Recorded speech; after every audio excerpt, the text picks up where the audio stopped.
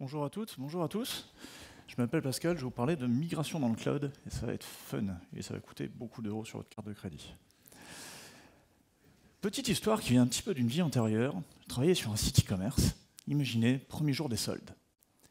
La charge monte. Au début, votre patron est content, plein de commandes. Et au bout de quelques minutes, peut-être quelques heures si les choses vont assez doucement, tout s'écroule. Beaucoup trop de charges. Tout s'écroule, vos serveurs s'écroulent, la salle serveur s'enflamme. Vous ne répondez plus, c'est la catastrophe. Vous allez sur le site de votre fournisseur, vous faites un devis pour obtenir un nouveau serveur. Ça vous prend une semaine, il faut bien dimensionner la machine quand même, vous allez l'amortir sur 3 ans. Vous imprimez le devis, vous le déposez sur le bureau de votre chef, il faut une semaine pour qu'il le signe, vous en êtes à 2 semaines. Vous passez commande, une 3e semaine parce que rupture de stock, machin. Le colis est envoyé, le temps qu'il transite, grève d'un livreur peut-être, 4e semaine, le serveur arrive. Vous le mettez dans le coffre dans votre voiture, vous allez jusqu'au data center, vous le raquez, il faut installer l'OS, tout plein de choses, vous en êtes à 5 semaines. Vous avez des serveurs, vous pouvez répondre à la charge, c'est cool, mais les soldes sont finis.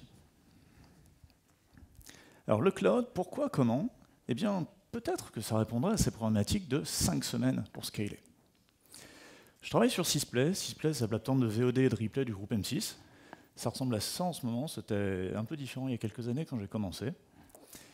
Et la plateforme, c'est un petit peu ça, une sorte de schéma. Tout en haut, si vous ne voyez pas, ce sont nos utilisateurs qui utilisent des applications web, des applications natives, des télévisions, enfin tout plein de choses. On a une stack vidéo, stack data, des third parties, j'en parlerai pas aujourd'hui. Ce dont je parlerai aujourd'hui, c'est ce qui est au milieu. Une API de catalogue qui tape sur un Elasticsearch. Une API de contribution qui tape sur une base de données, un mécanisme de synchronisation de données entre les deux. Une base d'utilisateurs avec Cassandra en dessous. Tout plein de petites API. Bref, tout ça au milieu, c'est ce qu'on appelle notre back-end. Et je viens plutôt du côté back-end, donc je parlerai du back-end aujourd'hui. Nos utilisateurs font des requêtes HTTP sur toutes ces API. Et là où c'est plutôt cool, c'est que déjà on-prem, on a une stack qui est composée de microservices ou quasi-microservices. On fait énormément de PHP. PHP, c'est parfaitement adapté au cloud, c'est stateless, les processus ont l'habitude de mourir, ça peut scaler up et down sans aucun problème. Donc déjà on-prem, on était plutôt cloud native et ça a beaucoup aidé notre migration.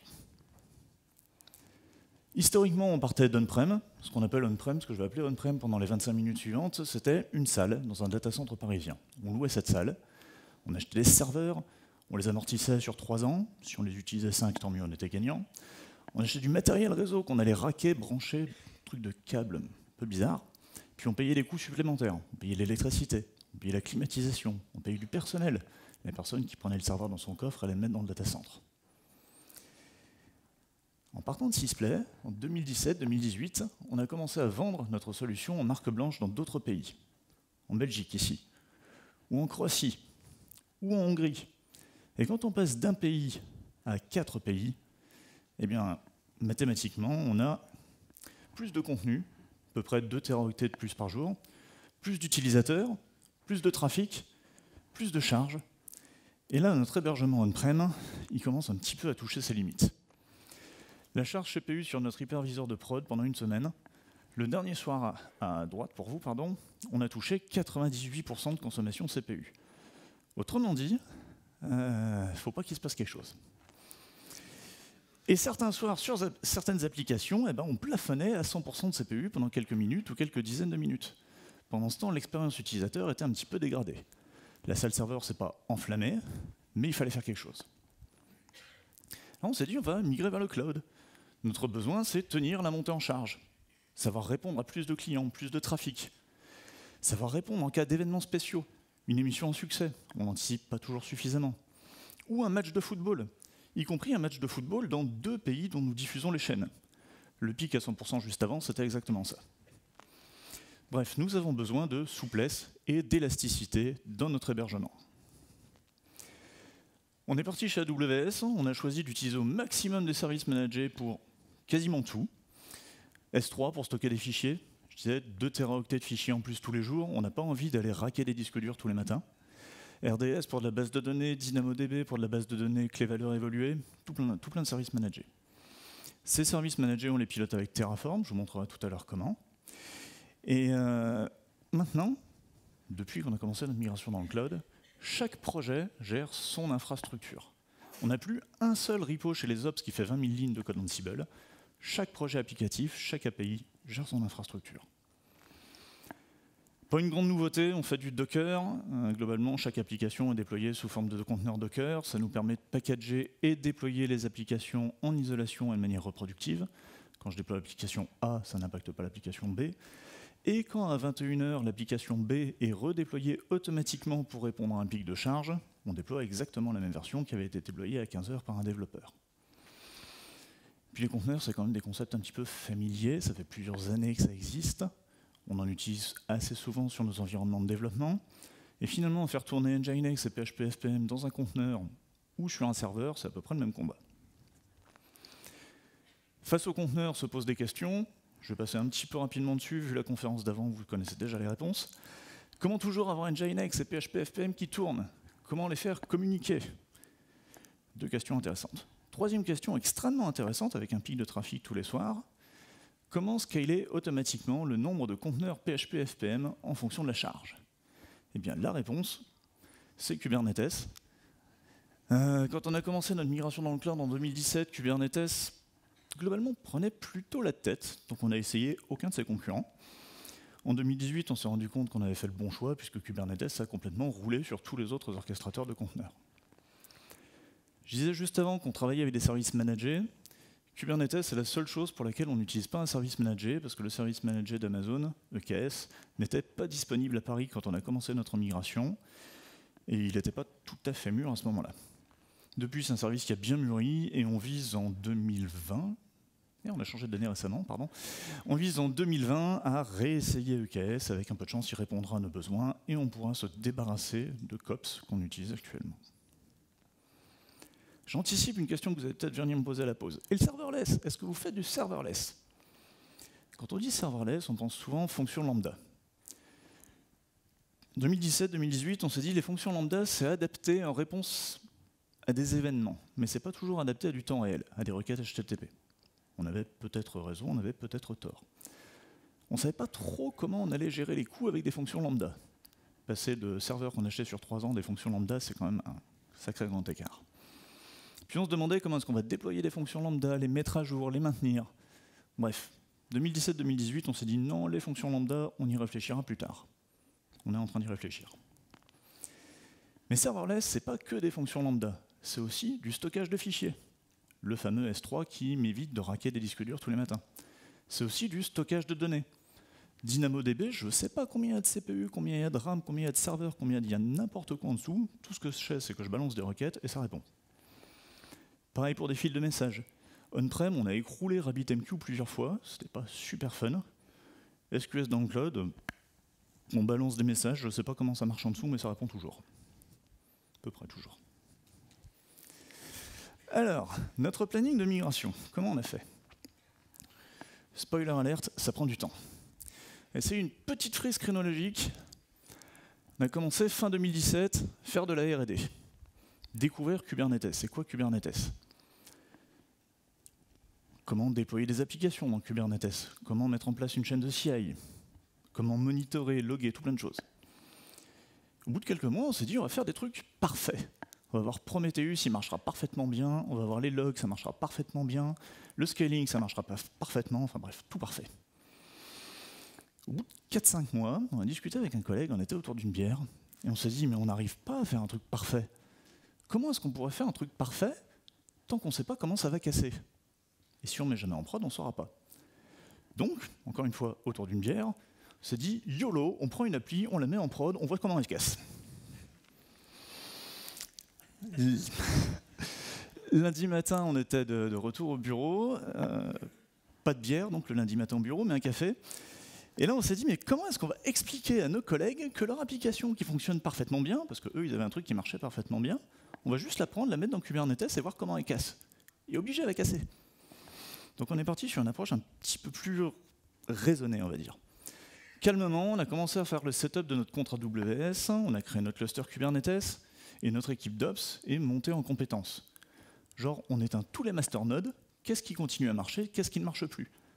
On éteint tous les nœuds du cluster, qu'est-ce qui se passe quand on les redémarre? Déjà, est-ce qu'ils redémarrent? Ça nous a pris un petit moment, 2 mois, je crois, un truc comme ça. Et arrivé en juillet 2018, on a mis le 1er% de notre première application dans le cloud. Juste 1%. Un peu frileux, un petit peu moins YOLO que 2 mois avant. Et puis on a itéré. 1er%, ça s'est bien passé, on est monté en puissance, on est passé à d'autres applications. Et pendant ce temps, l'ensemble de nos équipes, pas uniquement les ops, mais aussi les développeurs, ont appris.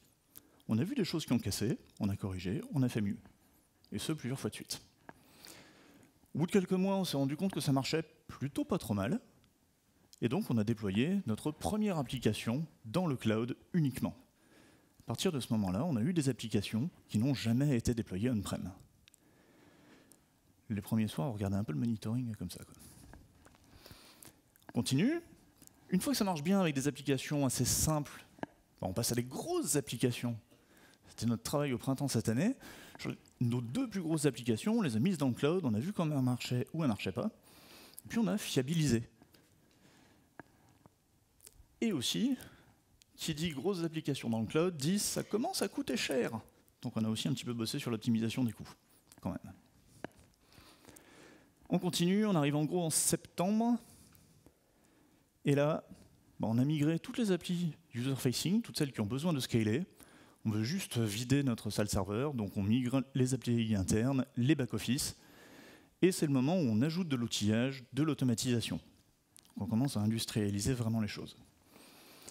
Et puis finalement, on arrive en juin, cette année, donc bientôt. On éteint notre salle serveur et on est à 100% dans le cloud. Yeah!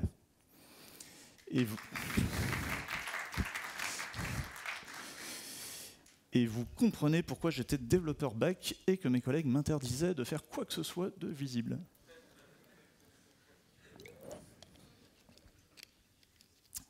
Ils m'interdisent toujours. J'insiste, ça prend du temps. La migration technique, ça prend du temps, mais en plus, former et accompagner les équipes, ça prend énormément de temps. Et j'ai dit ça tous les jours de la frise chronologique, et tous les jours, je me suis rendu compte qu'il fallait y passer encore plus de temps.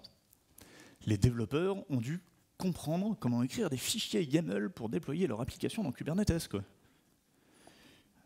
Pas facile. Les ops ont réappris leur métier. Passer de gérer des VM à on s'en fout, quand ça plante, ça meurt tout seul et ça se relance ailleurs, c'est pas tout à fait la même chose. Et pour l'ensemble de nos équipes, la migration dans le cloud s'est intégrée au travail quotidien, parce qu'on n'a pas arrêté de développer des features pendant 6 mois. Les développeurs ont migré leurs applications en même temps qu'ils développaient des features. Alors, la migration en elle-même, partie un petit peu intéressante. On veut migrer dans le cloud, mais on veut limiter le risque. Autrement dit, pas le YOLO de tout à l'heure. On a plusieurs types d'équipes. Les ops chez nous, 3 à 6 personnes selon les étapes du projet, gèrent l'infrastructure de base. La création des comptes AWS, la gestion des droits, la gestion du réseau, la création du cluster Kubernetes, c'est une équipe d'ops qui est spécialisée là-dedans. Les équipes de développement, 50 personnes au début du projet, plus une centaine sur la fin, adaptent leur projet. Vu qu'ils étaient quasiment cloud native au départ, ça n'a pas demandé trop d'adaptation, si ce n'est écrire les fichiers YAML longs comme ça. Les ops et les devs déploient les applications jusqu'en production, valident, font des tirs de perf, ce genre de choses. Et tout au long, on a pris une équipe DevOps, une personne au début, puis 3, on en est à 5 maintenant, bientôt 6, qui accompagnent les équipes de développement et qui travaillent un petit peu sur l'automatisation. Donc on n'a pas un DevOps par équipe, parce qu'il nous en faudrait 20 et c'est pas possible. Mais on a une petite équipe qui, tous les matins, prend son laptop et va s'asseoir avec un développeur et fait du pair avec le développeur pour l'accompagner, lui expliquer des choses. On a fait comme ça. Dans tous les projets, on a un dossier qui s'appelle .cloud. C'est pratique parce que c'est assez explicite et pour mon équipe, c'est extrêmement pratique parce que c'est le premier du dossier. Il contient toujours les 4 mêmes choses qui sont comment créer l'infrastructure du projet, comment créer les images Docker, comment déployer dans Kubernetes et une pipeline Jenkins pour piloter tout ça. Si on zoome sur le répertoire Terraform, on voit ici des fichiers qui décrivent l'infrastructure et en haut des fichiers de variables par environnement. Donc un développeur, au quotidien, décrit son infrastructure avec Terraform en environnement de développement. Quand ça marche, il déploie la même infrastructure en environnement de staging, même infrastructure. Et ensuite, il déploie encore une fois la même infrastructure en environnement de production. Juste quelques variables qui changent peut-être pour dimensionner différemment des services. Donc au moment d'arriver en prod, globalement ça marche, puisque ça marchait déjà en staging et ça marchait déjà en dev. Et j'exagère quasiment pas. Du code Terraform, je suis désolé, c'est moche. Et c'est un extrait, j'ai enlevé plein de choses. Mais c'est un fichier texte, c'est du code, ça se commit, ça passe en pull review, en pull request, c'est revu, historisé. Le code de l'infrastructure d'un projet suit exactement le même workflow de développement que n'importe quel autre morceau du code d'un projet. Et ça, c'est une nouveauté pour nous. Même chose au niveau Kubernetes, c'est du YAML pas très beau non plus, j'aime pas beaucoup le YAML, j'en ai fait trop ces 2 dernières années. Mais même chose, c'est commité, c'est historisé, ça passe en pull request. On ne fait rien à la main, on ne se connecte jamais en SSH ou en pas SSH dans Kubernetes. C'est un des tout premiers screenshots que j'ai fait quand je suis arrivé chez M6 il y a un peu plus de 2 ans. Nos développeurs ont l'habitude de déployer ce qu'ils veulent quand ils veulent. Et déjà, quand on était on-prem, on avait entre 20 et 30 déploiements en production par jour. Un développeur ne demande jamais la permission de déployer quoi que ce soit, ça fait juste partie de son boulot. J'ai regardé ce matin, à midi 25, on en était à 24 déploiements ce matin, en production. Je ne compte pas les autres environnements, je m'en fous complètement. On ne veut pas perdre ça en migrant dans le cloud. On avait un super outil pour déployer on-prem, on veut quelque chose d'à peu près utilisable pour déployer dans le cloud. On n'a pas trouvé de bon outil qui réponde à tous nos besoins, donc on est revenu sur les bons vieux trucs pas parfaits, on a fait un pipeline Jenkins. Ça, c'est la vue jolie. Quand on regarde de plus près, c'est très moche. Mais ça marche. On crée des images Docker, on les déploie en staging, on déploie en prod, et tout va bien, 24 fois ce matin. Alors, je reprends. Migration on-prem vers AWS. On commence par une application simple. On enchaîne avec des applications plus complexes, puis des applications qui dépendent de services managés, et on finit par les API internes et les back-office qui ne sont pas super intéressants à migrer. Comment on fait pour que ça soit sécurisé? On a beaucoup de chance, on a une région AWS à Paris, et notre hébergement on-prem était à Paris. Entre les deux, il y a 1,4 millisecondes. Ça va permettre de faire des trucs, au choix, absolument fantastiques, ou absolument dégueulasses, du genre déployer l'application chez Amazon et garder sa base de données on-prem.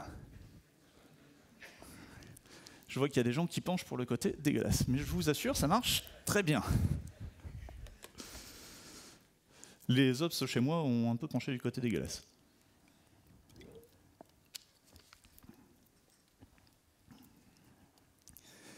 Comment on fait pour migrer cette application? Donc, toujours les utilisateurs en haut, qui tapent sur un Varnish, qui est un load balancer qui fait du cache, qui tape en dessous sur plusieurs instances Nginx et PHP FPM.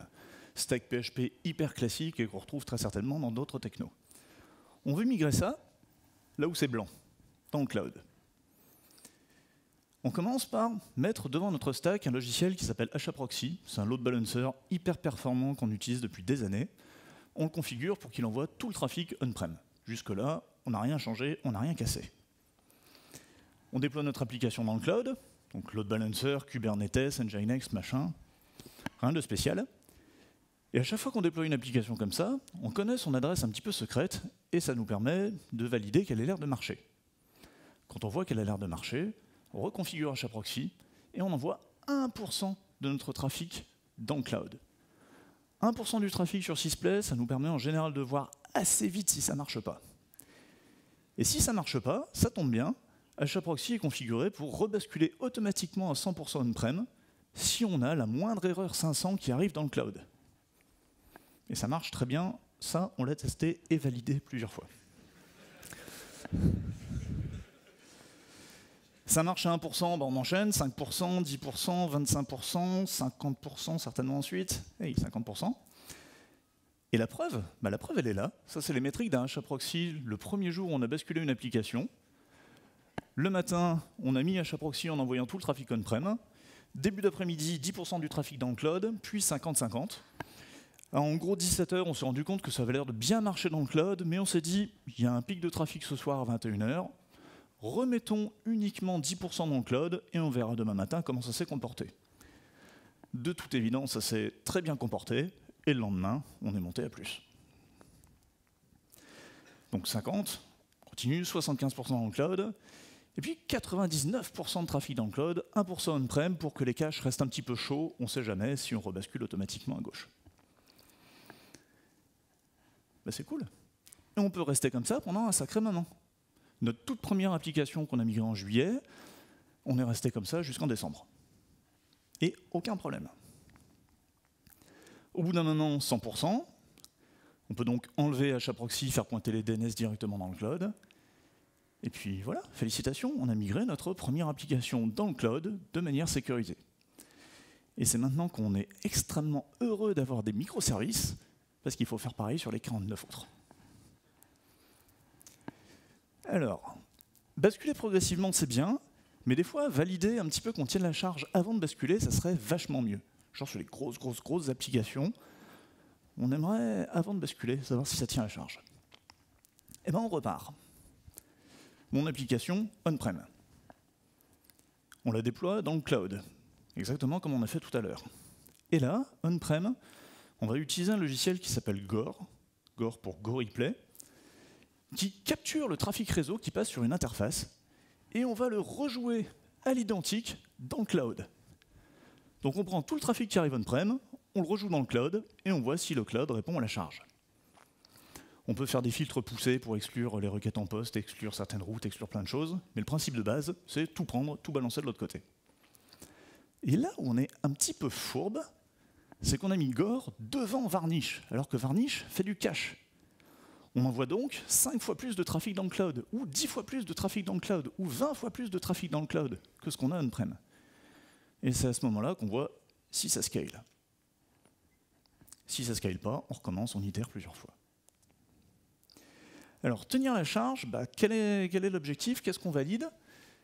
Une fois qu'on a fait ces tests, on va dimensionner, fine-tuner plein de choses. On va dimensionner le CPU et la RAM alloués à chacun de nos pods dans Kubernetes, par exemple. On va peut-être se rendre compte que le service manager qu'on utilise pour Redis, sur la taille d'instance qu'on utilise, est limité à 25 000 connexions à la fois par machine. C'est pas toujours très bien documenté. Ça, c'était fun. Et puis on va décider en fonction de quoi on veut scaler notre application. Est-ce qu'on a une application qui consomme du CPU? Auquel cas on va scaler en fonction de la consommation CPU. Est-ce qu'on va scaler en fonction du nombre de processus libres, en fonction du nombre de requêtes HTTP, en fonction de tout plein de choses? Si on peut faire tout ça sans avoir des vrais utilisateurs qui souffrent, c'est quand même vachement mieux. Merci GoReplay. Malgré tout, sachons faire des compromis. On veut que notre application réponde rapidement, mais en même temps on veut un petit peu limiter les coûts. Et puis on ne veut pas passer 3 mois à faire des tirs de perf. Donc il faut trouver un juste milieu, application par application, avec les développeurs de l'application et les product owners. Alors, quelques cas réels maintenant. Prenons une API, les lectures sur cette API sont publiques, il y en a beaucoup, les écritures sont faites uniquement par des personnes en interne chez nous. Cette API tape sur une base de données. Cas un petit peu simple. On veut migrer tout ça dans le cloud. Comment on fait? On commence par déployer l'API dans le cloud. Rappel, 1,4 millisecondes. Ça marche très bien, garanti. Vous rigoliez tout à l'heure, mais ça marche parfaitement bien. Ensuite, on met HAProxy, on commence à faire une bascule progressive. Quand on est en gros à 50% de chacun des deux côtés, on va vouloir déplacer la base de données. On crée une nouvelle instance de base de données chez AWS, on l'initialise en copiant toutes les données depuis la base on-prem vers la base AWS, et attention, ça veut dire qu'à partir de ce moment-là, toutes les écritures qui sont faites on-prem seront perdues. On n'a pas fait une réplication, on a fait une simple copie bête et méchante, MySQL dump et MySQL de l'autre côté. Mais c'était possible, parce que les gens qui écrivent sur cette API sont des utilisateurs internes. On leur a dit va prendre un café qui dure une demi-heure, ils ont peut-être été au resto, ils sont revenus, c'était fini. Une fois que ça s'est fait, on fait pointer notre API sur la base de données dans le cloud. Même chose ici. On efface la base de données on-prem, on n'en a plus besoin. On est toujours à travers le VPN et les 1,4 millisecondes, dans l'autre sens, mais ça marche aussi très bien. Et puis on continue notre migration jusqu'à 100%. Une fois qu'on est à 100%, on vire l'application on-prem, on vire HAProxy, et puis il n'y a plus rien on-prem. On a migré une application. Et aucun utilisateur ne s'est rendu compte de quoi que ce soit, sauf nos quelques utilisateurs internes. Deuxième cas, pas de schéma ce coup-ci, désolé. On avait une grosse application qui tapait sur Cassandra, vous l'avez vu dans le schéma tout à l'heure. À l'époque, on a fait cette migration, il n'existait pas de service managé Cassandra chez Amazon. Ça existe depuis décembre. On a réécrit cette application pour qu'elle tape sur DynamoDB. Alors l'application était assez fortement liée à Cassandra, donc ça nous a coûté pas mal de temps pour réécrire les couches concernées. On en a profité pour faire des refontes majeures. Bref, c'était un gros projet. Et au moment de la mise en prod, on s'est dit comment on fait? Eh bien, on a coupé le service. On a complètement coupé Sysplay pendant 4 heures de nuit pour migrer les données absolument indispensables de cette application. On l'a dumpé d'un côté, on a fait une moulinette qui réimportait de l'autre côté. Les données non critiques, on les a importées calmement sur la journée une fois le service réouvert. Et vraiment, on a coupé le truc, quoi.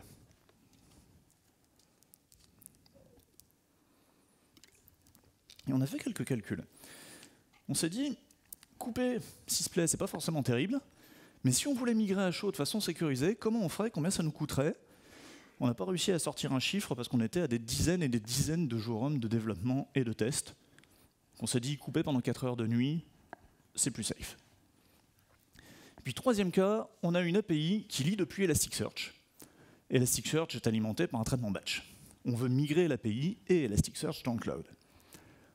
On commence par déployer notre stack une deuxième fois, l'API Elasticsearch, et on utilise une feature d'écriture en Y de notre batch qui sait écrire dans plusieurs Elasticsearch. C'est quelque chose qu'on avait développé il y a des années pour faire déjà des migrations dans le passé. On l'a réutilisé. C'était extrêmement pratique.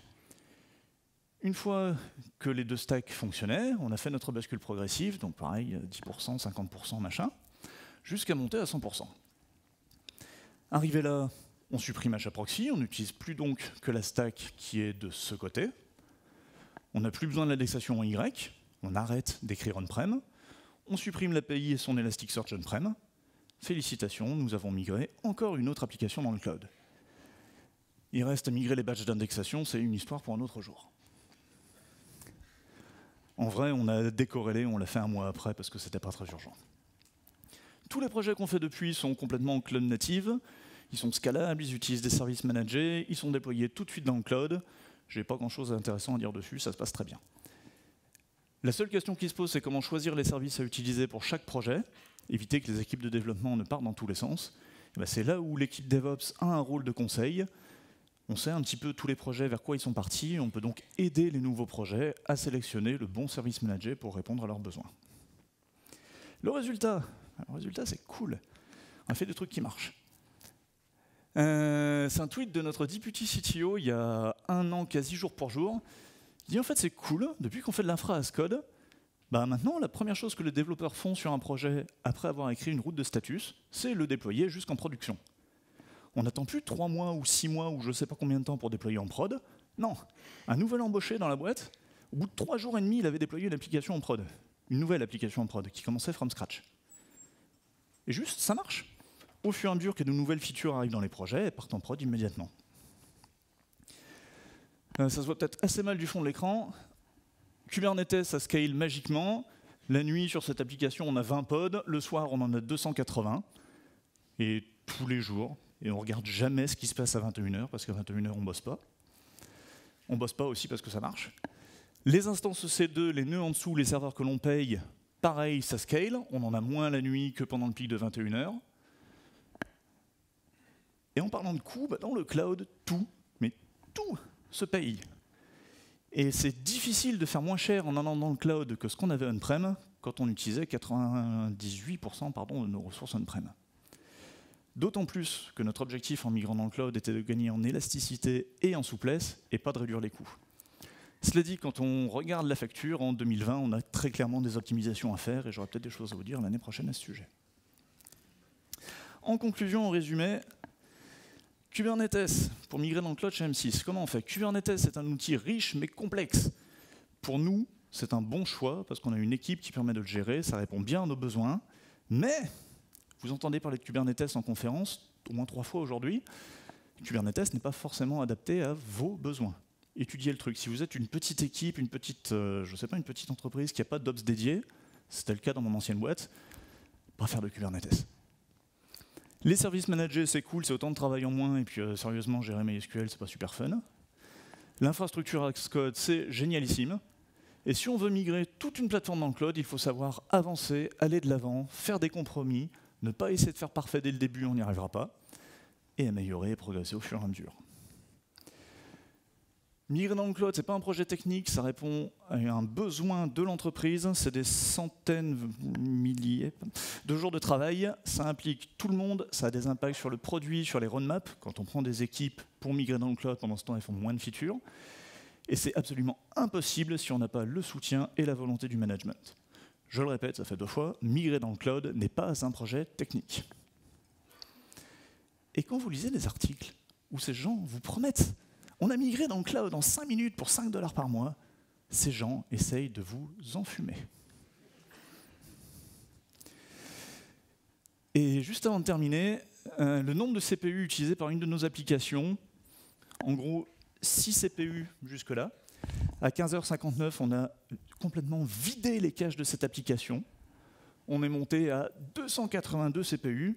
Autrement dit, on a fait x47 sur le nombre de CPU en 16 minutes.